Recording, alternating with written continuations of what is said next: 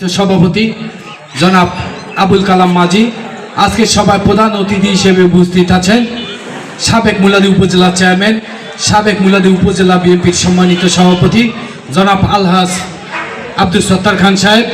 আজকে আমাদের মাঝে বিশেষ অতিথি হিসেবে উপস্থিত আছেন সাবেক মুলাদী পৌরসভা বিএনপির সম্মানিত সভাপতি আব্দুর রব খান। আজকে আমাদের মাঝে উপস্থিত আছেন মুলাদী পৌরসভা বিএনপির সাধারণ সম্পাদক মিজানুর রহমান হাওলাদার।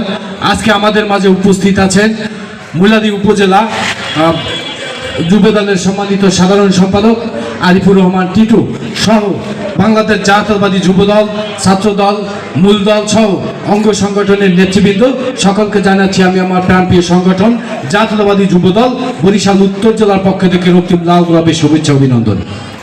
প্রিয় নেতৃবৃন্দ, আজকে মৎস্যজীবী দলের প্রতিষ্ঠা বার্ষিকী এমন একটা দিনে হচ্ছে যে আজকে আমাদের খুব ভালো লাগছে। আজকে সর্বপ্রথম বাংলাদেশের বৈধ সরকার 17 বছর পরে বৈধ সরকার আজকে শপথ নিয়েছে, সংসদ অধিবেশন হয়েছে।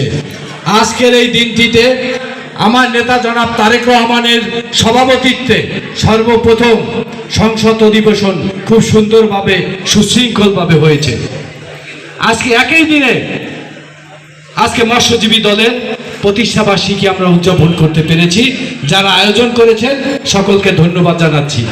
প্রিয় নেতৃবৃন্দ, নির্বাচনের পরে এই সর্বপ্রথম আমার মনে হয় বিভিন্ন সংগঠনের নেতৃবৃন্দদের সাথে আজকে সিয়াম সাধনার মাস আয়োজনের মধ্যে দিয়ে আমরা একত্রিত হতে পেরেছি। এজন্য রব্বুল আলামিনের কাছে আমি ধন্যবাদ জানাচ্ছি, শুকরিয়া জ্ঞাপন করছি। প্রিয় নেতৃবৃন্দ, আজকে আমাদের যে চাওয়া ছিল প্রায় ম্যাক্সিমাম পূরণ হয়েছে। এদেশের মানুষের যা চাওয়া ছিল আমাদের কাছে তাও পূরণ হয়েছে। দীর্ঘ এক রক্তক্ষয়ী সংঘর্ষের পরে আমাদের সরকার আজ ক্ষমতায় অধিষ্ঠিত হয়েছে। আজকে সর্বপ্রথম সংসদ অধিবেশন হয়েছে। আমাদের একটা জিনিস মনে রাখতে হবে, আপনার আমার ভুল সিদ্ধান্তে ভুল কর্মকাণ্ডে বিগত সময়ে যেমনি একটি সরকার পিছনের দরজা দিয়ে পালিয়ে গিয়েছিল, আমরা যেন সেই পথে পা না বাড়াই। আমরা সরকারি প্রতিটা অফিস আদালত সেক্টরে সহযোগিতা করব, এদেশের মানুষের কল্যাণের জন্য কাজ করব। এই আশা আহ্বান ব্যক্ত রেখে আমি আমার বক্তব্য শেষ করছি।